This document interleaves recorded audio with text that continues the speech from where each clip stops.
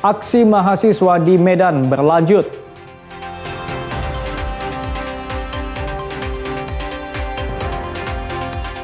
Cakupan imunisasi di Aceh ditingkatkan.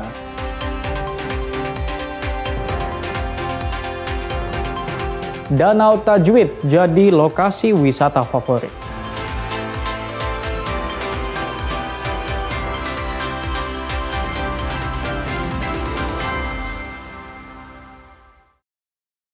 Halo, selamat pagi saudara Kompas Pagi. Hari ini hadir dengan beragam informasi penting dan menarik dari Sumatera bagian utara. Selain 3 sorotan tadi, sejumlah informasi lainnya akan kami sajikan dalam Kompas Pagi.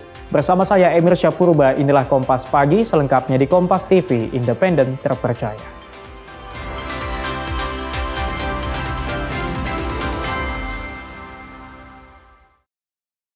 Saudara, rangkaian aksi mahasiswa di sejumlah daerah masih berlanjut. Di Medan, Sumatera Utara, mahasiswa bertahan hingga malam hari dan sempat memanas. Khususnya mahasiswa terhadap isu-isu nasional bahkan. Aksi unjuk rasa mahasiswa menuntut pemerintah agar menstabilkan nilai rupiah, energi, hingga program MBG terus berlanjut. Rabu siang hingga malam, mahasiswa terus bertahan di gedung DPRD Kota Medan. Massa yang berasal dari sejumlah organisasi kemahasiswaan ini sempat mendesak masuk gedung DPRD Medan. Selain membawa poster tuntutan, mereka juga membakar ban bekas sebagai tanda desakan masyarakat kepada pemerintah untuk memperbaiki kondisi perekonomian.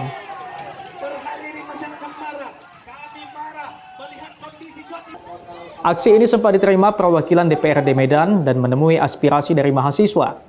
Sejumlah tuntutan disampaikan, antara lain agar program MBG dan KDMP diawasi dan dijalankan dengan baik. Massa menuntut agar pemerintah melakukan stabilisasi nilai rupiah dan energi. Sebelum membubarkan lokasi, massa bersama aparat membersihkan lokasi unjuk rasa. Emir Syapurba, Budi Satria, Kompas TV Medan, Sumatera Utara. Saudara, seorang residivis bandar narkotika jenis ekstasi dan vape diringkus personil Satres Narkoba Polrestabes Medan. Pelaku diringkus di pemukiman padat di kawasan Sunggal.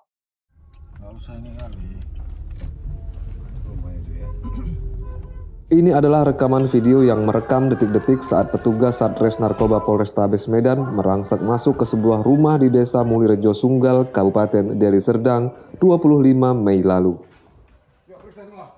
Salah satu penghuni rumah yakni berinisial DH menjadi target polisi lantaran merupakan bandar narkoba. Pelaku juga merupakan bagian dari sindikat narkoba jaringan Malaysia Indonesia. Saat diringkus, DH bersembunyi di balik mobil dan sempat menyimpan narkoba. Namun usai dilakukan pemeriksaan dan mendobrak paksa sebuah kamar, pelaku akhirnya mengakui seluruh perbuatannya. Petugas menyita 10.000 lebih butir pil ekstasi, 828 vape narkoba, dan uang tunai sebesar 246 juta rupiah yang merupakan uang hasil transaksi narkoba. Kasatres Narkoba Polrestabes Medan Komisaris Polisi Rafli Yusuf Nugraha bilang, pelaku bukan kali pertama terlibat dalam bisnis narkoba. Pelaku sudah 4 kali dipenjara dalam kasus serupa. Setiap aksinya, pelaku juga kerap berpindah-pindah tempat, dan bahkan dalam kurun waktu 1 bulan, pelaku 4 kali berpindah tempat, dengan tujuan agar pergerakannya tidak diketahui polisi.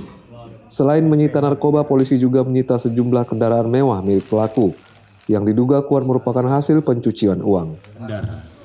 Di hadapan rekan-rekan juga kami sampaikan adanya residivis narkoba, kita anggap bandar, mungkin ini ada dari pihak kejaksaan kami sampaikan, dan mereka modusnya berpindah-pindah, ngontrak, nyewa 1 bulan, dia 4 kali, dan kami bisa amankan. Pelaku kini kembali terancam di penjara selama lebih dari 5 tahun atau maksimal dapat dihukum dengan hukuman mati karena dijerat undang-undang tentang narkotika. Ferry Irawan, Kompas TV, Medan, Sumatera Utara. Saudara, seorang pria di Kabupaten Dairi nekat menggelapkan uang perusahaan hingga ratusan juta dan mengaku sebagai korban begal. Aksinya diungkap kepolisian. Inilah video amatir saat pelaku penggelapan uang perusahaan nekat menabrak dirinya dengan mengendarai sepeda motor di tepi jalan di Kecamatan Tiga Lingga, Kabupaten Dairi, Sumatera Utara. Pelaku nekat menabrakkan dirinya ke arah sebuah gubuk. Alhasil pelaku pun mengalami luka parah pada bagian wajahnya. Kemudian di hadapan warga pelaku beralasan telah menjadi korban begal. Drama ini ternyata hanya alasan pelaku untuk mengelabui petugas agar uang 290 juta rupiah yang dititip perusahaan dapat dikuasai. Kapolres Dairi AKBP Otnil Siahaan menjelaskan petugas telah melakukan penyelidikan dan pemeriksaan saksi dan rekaman CCTV di sekitar, namun tidak menemukan adanya tindak pidana pencurian dengan kekerasan. Dan setelah melakukan pemeriksaan terhadap pelaku, akhirnya petugas dapat mengungkap fakta bahwa pelaku membuat laporan palsu. Dan setelah dilakukan penyelidikan, ternyata pelaku menggelapkan uang perusahaan ratusan juta untuk bermain judi online. Pelaku diketahui bekerja di sebuah perusahaan pertambangan dan minyak, dan saat itu diberi tugas untuk membayar uang pajak bumi dan bangunan. Namun ternyata uang senilai 290 juta rupiah tersebut habis dipergunakan pelaku untuk bermain judi. Karena tidak dapat mengembalikan uang tersebut, pelaku menggunakan alibi menjadi korban begal. Setelah berlangsung penyelidikan yang kami lakukan oleh tim penyelidik gabungan dari Polsek dan Satreskrim, kami menemukan beberapa bukti dan persesuaian yang tidak sesuai dengan cerita WG. Ya. Setelah kita lakukan penelitian terhadap CCTV juga, kita uji, CCTV sudah banyak kita ambil, kita lihat, dan juga dokumen, keterangan saksi, kita nyatakan bahwa kejadian begal tidak terjadi. Saat ini pelaku beserta barang bukti sudah diamankan di Polres Dairi, dan pelaku terancam pasal laporan palsu serta penggelapan dalam jabatan. Tim Liputan, Kompas TV, Dairi, Sumatera Utara. Kita tahu pada saat itu Saudara, Satres Narkoba Polrestabes Medan menggerebek sebuah rumah indekos elit yang jadi home industri pembuatan vape narkoba. Polisi juga meringkus seorang warga negara Singapura yang merupakan bandar sekaligus pengendali. Ini adalah rekaman detik-detik saat Satres Narkoba Polrestabes Medan menggerebek sebuah rumah indekos elit dengan pengamanan yang cukup ketat di Jalan Flores, Kota Medan pada pertengahan Mei lalu. Petugas sempat kesulitan masuk ke kamar indekos karena memiliki sistem pengamanan dengan pengenalan wajah. Di lokasi ini petugas meringkus seorang wanita berinisial M yang berperan sebagai peracik sekaligus pengedar vape dengan kandungan narkoba. Polisi juga menyita sejumlah bahan pembuat vape narkoba bermerek Labubu yang jika berhasil diproduksi dapat menghasilkan lebih dari 500 vape narkoba bernilai lebih dari 1 miliar rupiah. Polisi yang melakukan pengembangan penyelidikan berhasil meringkus pemasok sekaligus pengendali dalam praktik home industri vape narkoba ini berinisial T yang merupakan warga negara Singapura. Bahwasannya saat MWK tadi kita amankan, kita kejar TM di salah satu hotel mewah di Medan saat mereka akan memasok kembali beberapa bahan baku yang akan disuplai kepada MWK. Beruntung ataupun berhasil, syukur alhamdulillah, sebelum bahan baku di dropping kita bisa amankan. Untuk saat ini ada satu lagi pelaku yang sedang kita kejar, inisial R. Ya. Nanti mudah-mudahan tim pun masih bergerak. Dalam kasus ini, polisi masih memburu satu pelaku lagi yang turut terlibat dalam sindikat ini. Ferry Irawan, Kompas TV Medan, Sumatera Utara. Cakupan imunisasi ditingkatkan. Saksikan usai jeda.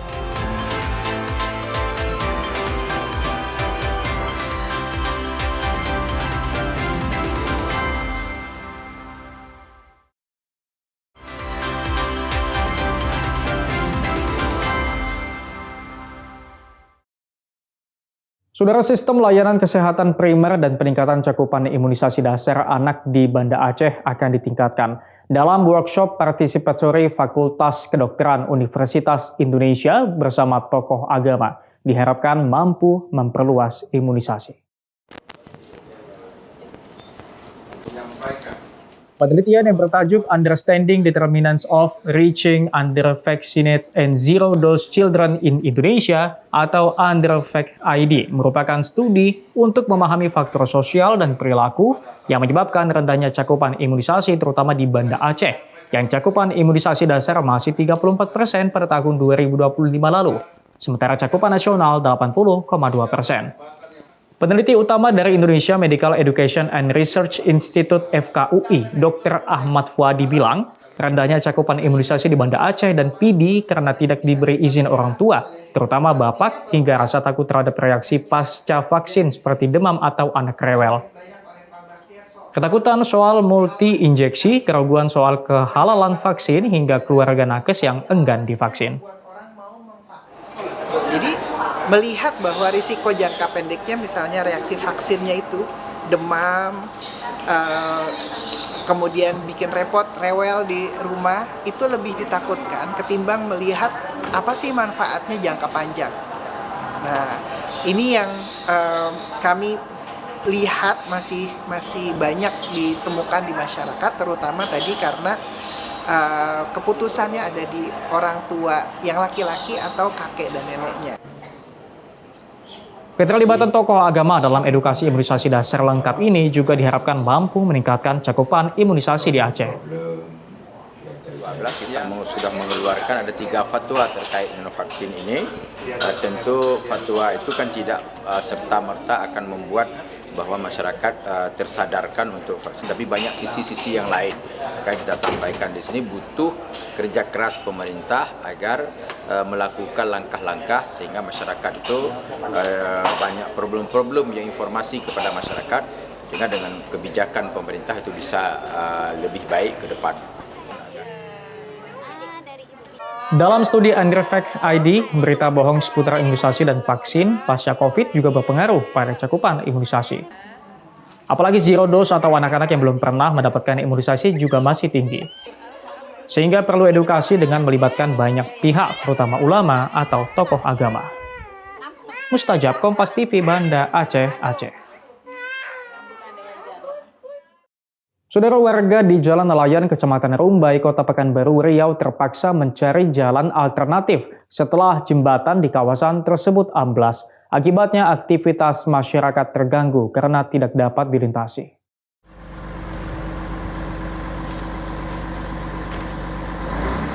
Jembatan di Jalan Nelayan, Kecamatan Rumbai, Kota Pekanbaru, Riau amblas pada Jumat 12 Juni lalu. Diduga amblasnya jembatan terjadi akibat sering dilalui kendaraan bermuatan berat. Pasalnya di sekitar lokasi saat ini sedang berlangsung pembangunan turap sungai serta sejumlah proyek pembangunan lainnya. Akibat kerusakan tersebut, jembatan tidak dapat dilalui oleh kendaraan. Petugas pun telah memasang pembatas di sekitar lokasi untuk mencegah masyarakat beraktivitas di area yang dinilai membahayakan. Meski demikian, masih ada sejumlah pengendara yang nekat melintasi jembatan yang amblas. Sementara itu, banyak pengendara roda 2 terpaksa memutar arah dan mencari jalan alternatif. Akibat putusnya akses jalan tersebut, pengendara mengaku kesulitan melintasi rute yang biasanya mereka gunakan setiap hari. Mereka terpaksa mencari jalan lain dengan jarak lebih dari 3 km. Ya, kalau untuk warga ini tanggapan kita kalau bisa terbaiki secepatnya di wali kota atau daerah gitu pimpin kita. Karena akses ini satu-satunya jalan nelayan ini. Kita tiap hari di sini, Bang? Tiap hari ini penduduk asli sini. Jadi kalau kondisi kayak gini kita lewat mana, Bang? Kita mutar lagi, kalau enggak ke Letan 1, kalau enggak di Kartika Palas. Itu semakin jauh jaraknya? Makin jauh jaraknya, sekitaran 3 kilo. 3 kilo muternya ya? Muternya aja. Ini sebelumnya udah pernah kayak gini, Bang? Belum ada, ini letaknya kena ini nih. Getaran ini, pasak bumi ini orang menanam. Awalnya jembatannya bagus. Alat berat orang kerja di sana tuh lewat sini. Karena alat-alat berat itu yang sekitaran 40 ton, 30 ton lewat sini. Para pengendara berharap pemerintah segera melakukan perbaikan agar aktivitas masyarakat dapat kembali normal. Pemerintah setempat disebutkan sudah meninjau lokasi dan berencana membangun jembatan tersebut. Sawino Ardi, Kompas TV, Pekanbaru, Riau. Saudara, usaha reparasi koper, tas hingga sepatu masih eksis di tengah kemajuan Kota Pekanbaru saat ini. Dengan keahlian memperbaiki barang yang rusak, perajin bisa menghasilkan cuan hingga belasan juta rupiah per bulan. Usaha ini juga mampu merekrut pekerja.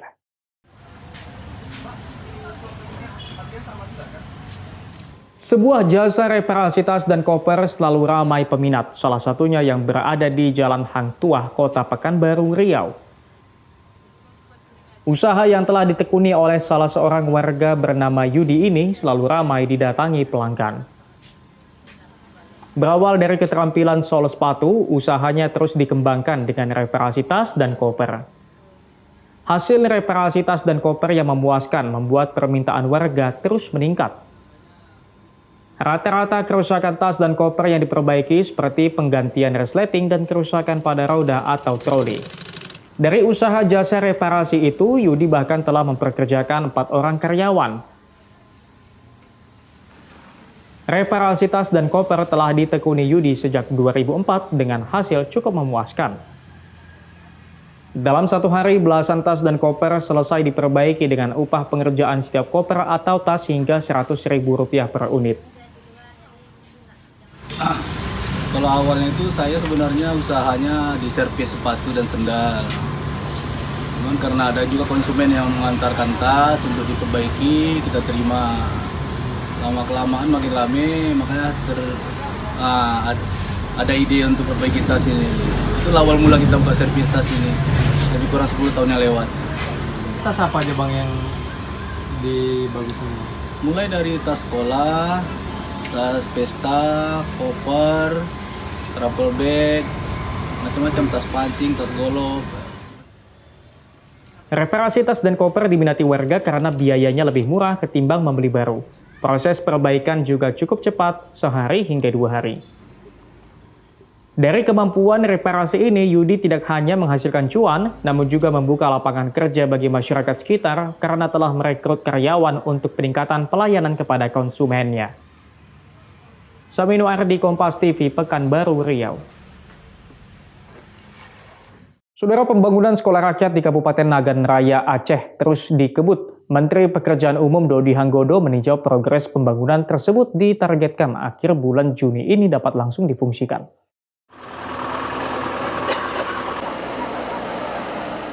Pembangunan sekolah rakyat di Kabupaten Nagan Raya ini telah mencapai 65%. Proyek strategis ini terus dikebut pemerintah agar dapat selesai di akhir Juni tahun ini. Sekolah yang dibangun di atas lahan seluas 8 hektar ini dinilai cukup lamban. Diperlukan akselerasi yang cepat untuk mencapai target, seperti upaya pengiriman material bangunan lewat udara. Saat meninjau progres pembangunan sekolah rakyat di Nagan Raya, Aceh, Menteri Pekerjaan Umum Dodi Hanggodo bilang, rendahnya progres ini dipicu sulitnya akses transportasi pengiriman material dan gangguan cuaca di jalur distribusi. Namun dirinya optimis akhir Juni 2026 sekolah ini akan rampung dan menyambut siswa baru. Suplai material secara darat memang berat. Memang ada bandara tapi bandaranya belum bisa 100%, misalnya kita menggunakan Hercules misalnya. Mereka belum bisa butuh itu. Cuma tadi dari teman-teman penyedia jasa waskita akan berusaha menggunakan tetap angkutan udara karena itu yang tercepat. Mudah-mudahan bisa. Kalau ada tambahan alat yang mesti mereka bawa, ya mesti dibawa pakai pesawat sekalian gitu.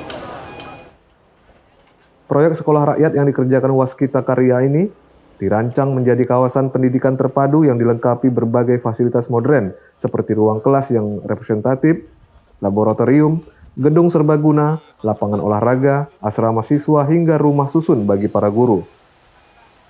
Jika beroperasi penuh, sekolah rakyat di Nagan Raya ini diproyeksikan mampu menampung 1.000 lebih siswa yang berada di kawasan barat selatan Aceh. Mustajab, Kompas TV, Nagan Raya, Aceh. Saudara, kenaikan harga BBM non-subsidi jenis Pertamax memaksa sejumlah warga di Kota Pekanbaru, Provinsi Riau terpaksa beralih ke BBM bersubsidi jenis Pertalite. Pasca naiknya harga BBM non-subsidi jenis Pertamax 92 yang mencapai harga Rp17.000 per liter, sejumlah warga di Kota Pekanbaru mengaku terpaksa beralih ke BBM bersubsidi jenis Pertalite. Terpantau antrian pengendara motor yang ingin mengisi BBM bersubsidi jenis Pertalite cukup ramai di SPBU yang ada di Kota Pekanbaru. Salah seorang pengguna Pertamax 92 mengaku terpaksa beralih ke BBM bersubsidi karena lebih murah. Saya sebagai pengguna Pertamax 92 ya Bang ya. Sebelumnya Pertamax Turbo karena naik sampai 20.000, beralih ke Pertamax 92 dari 12.900 jadi 17.000 ini berat, sangat berat bagi saya karena naiknya sekitar 4.000-an. 4.100. Tapi kondisi kayak gini saya beralih Bang, memilih beralih ke Pertalite karena cukup bisa menghemat lah ya jadinya dengan. Warga berharap agar pemerintah bisa mengatasi harga BBM yang mengalami kenaikan karena bisa berdampak luas pada masyarakat. Sabino Ardi, Kompas TV, Pekanbaru, Riau. Danau Tajwid jadi lokasi wisata favorit. Saksikan usai jeda.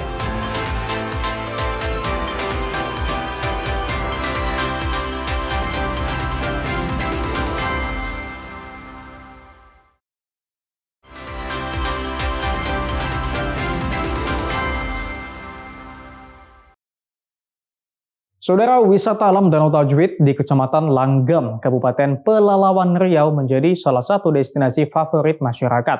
Di sini wisatawan berlibur dan menikmati pemandangan asri serta udara yang sejuk.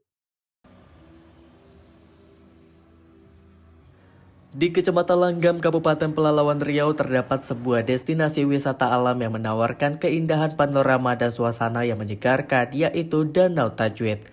Wisata alam ini merupakan anak sungai Kampar yang membentuk lingkaran dengan sebuah pulau di bagian tengahnya. Melihat potensi alam yang dimiliki pengelola kemudian menyulap kawasan tersebut menjadi destinasi wisata yang menarik dan ramah bagi pengunjung. Di lokasi ini wisatawan dapat menikmati beragam wahana, mulai dari bebek dayung, kapal wisata, kapal restoran, flying fox hingga berbagai permainan air lainnya.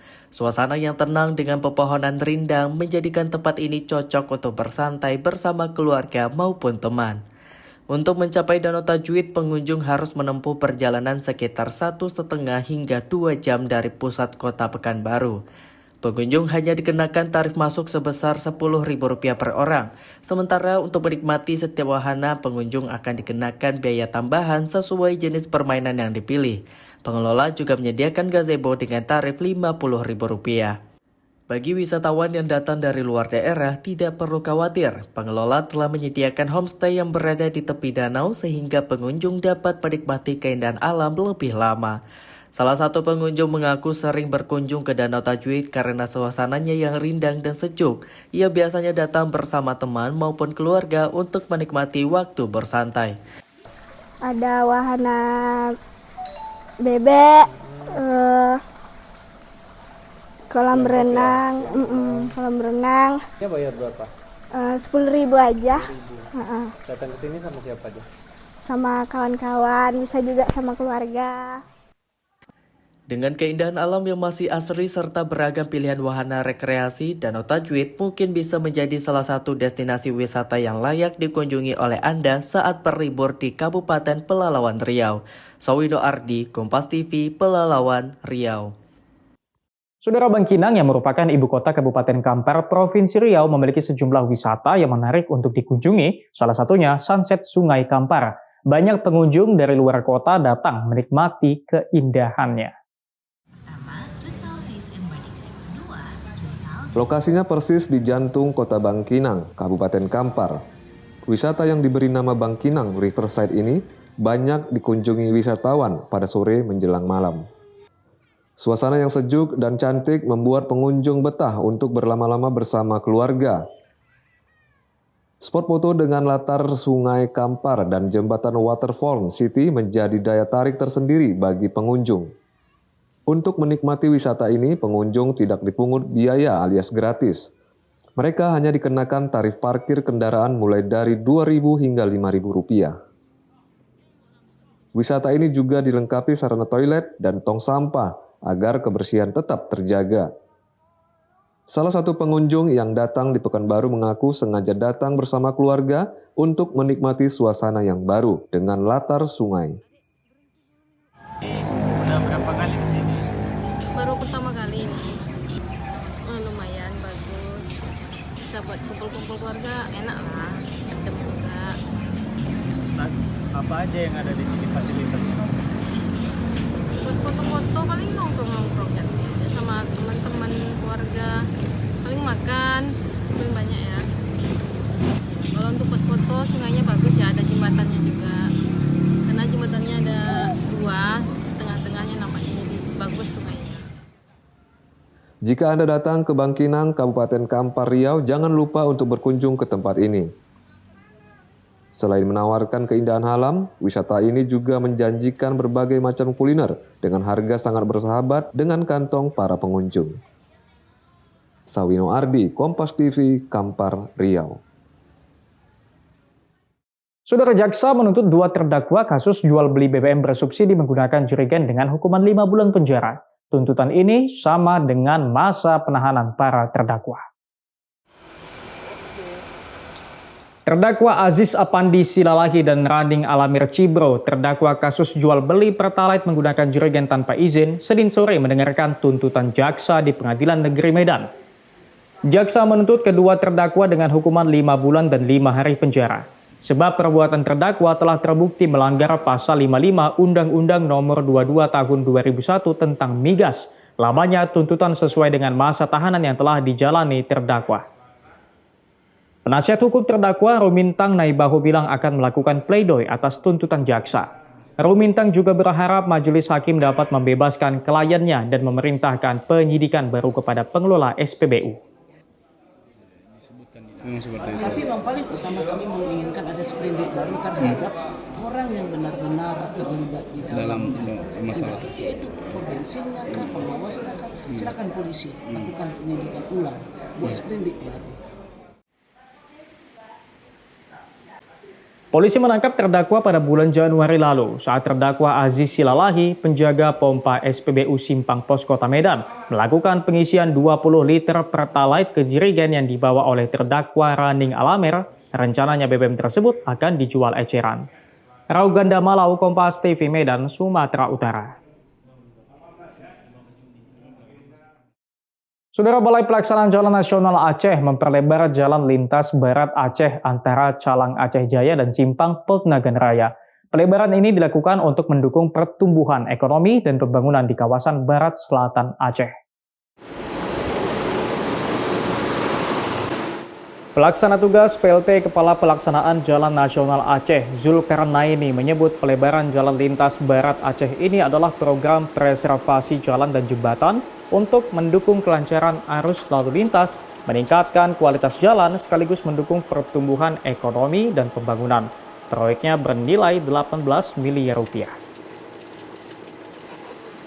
Ruas jalan nasional yang dilebarkan ini sepanjang 3,35 km dengan lebar badan jalan sebelumnya 6 meter. Pelebaran dilakukan di sisi kanan dan kiri jalan existing masing-masing 1,5 meter, sehingga lebarnya menjadi 9 meter. BPJN Aceh menargetkan proyek pelebaran jalan ini rampung pada 10 September nanti. Ini perluasan, jadi kita luaskan jalan ini pelebaran kiri kanan 1,5 dengan 1,5, jadi badannya sudah ada 6 meter. Ini insya Allah kita target selesai tanggal 10 September 2026 tahun ini. Ruas jalan yang diperlebar ini punya arti penting dalam mendukung kelancaran arus transportasi, mobilitas masyarakat, dan mendukung kelancaran distribusi logistik untuk pembangunan dan pertumbuhan ekonomi terutama di wilayah Barat Selatan Aceh. Mustajab, Kompas TV, Nagan Raya, Aceh.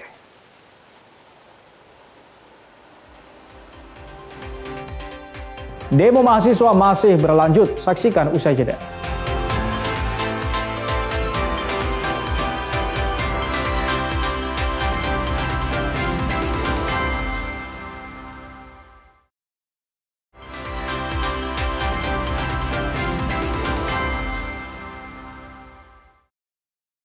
Saudara, rangkaian aksi mahasiswa di sejumlah daerah masih berlanjut.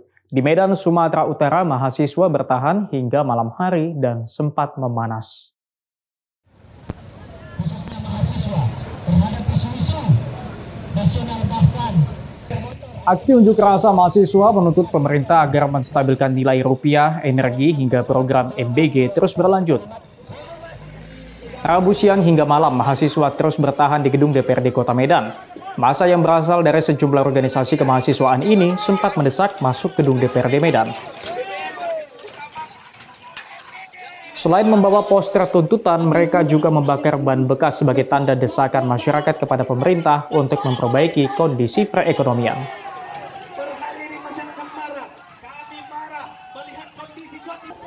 Aksi ini sempat diterima perwakilan DPRD Medan dan menemui aspirasi dari mahasiswa.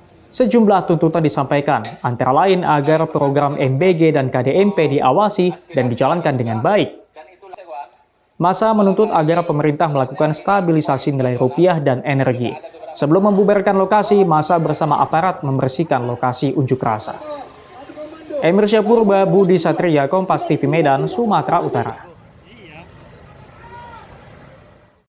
Saudara, seorang residivis bandar narkotika jenis ekstasi dan vape diringkus personil Satres Narkoba Polrestabes Medan. Pelaku diringkus di pemukiman padat di kawasan Sunggal.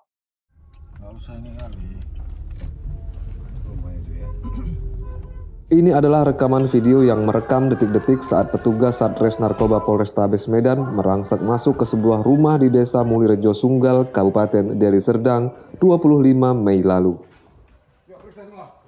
Salah satu penghuni rumah yakni berinisial DH menjadi target polisi lantaran merupakan bandar narkoba. Pelaku juga merupakan bagian dari sindikat narkoba jaringan Malaysia Indonesia. Saat diringkus, DH bersembunyi di balik mobil dan sempat menyimpan narkoba. Namun usai dilakukan pemeriksaan dan mendobrak paksa sebuah kamar, pelaku akhirnya mengakui seluruh perbuatannya.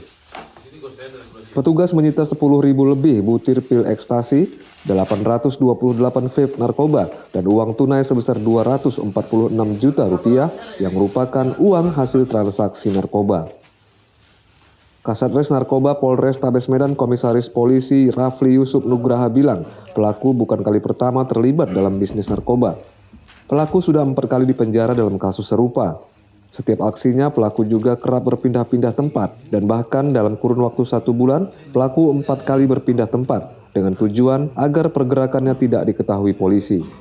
Selain menyita narkoba, polisi juga menyita sejumlah kendaraan mewah milik pelaku, yang diduga kuat merupakan hasil pencucian uang.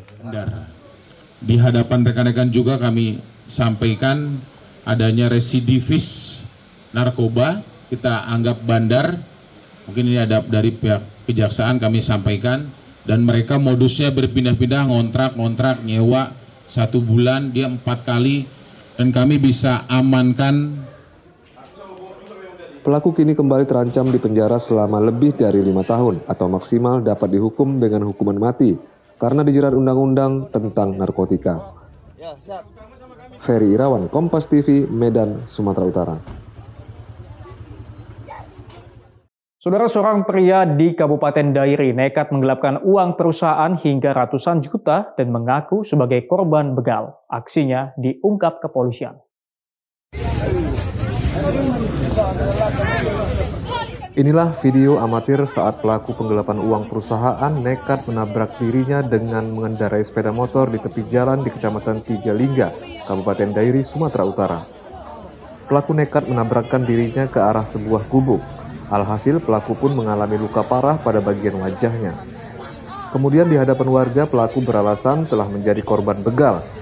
Drama ini ternyata hanya alasan pelaku untuk mengelabui petugas agar uang 290 juta rupiah yang dititip perusahaan dapat dikuasai. Kapolres Dairi AKBP Otnil Siahaan menjelaskan petugas telah melakukan penyelidikan dan pemeriksaan saksi dan rekaman CCTV di sekitar, namun tidak menemukan adanya tindak pidana pencurian dengan kekerasan. Dan setelah melakukan pemeriksaan terhadap pelaku, akhirnya petugas dapat mengungkap fakta bahwa pelaku membuat laporan palsu. Dan setelah dilakukan penyelidikan, ternyata pelaku menggelapkan uang perusahaan ratusan juta untuk bermain judi online. Pelaku diketahui bekerja di sebuah perusahaan pertambangan dan minyak. dan saat itu diberi tugas untuk membayar uang pajak bumi dan bangunan. Namun ternyata uang senilai 290 juta rupiah tersebut habis dipergunakan pelaku untuk bermain judi.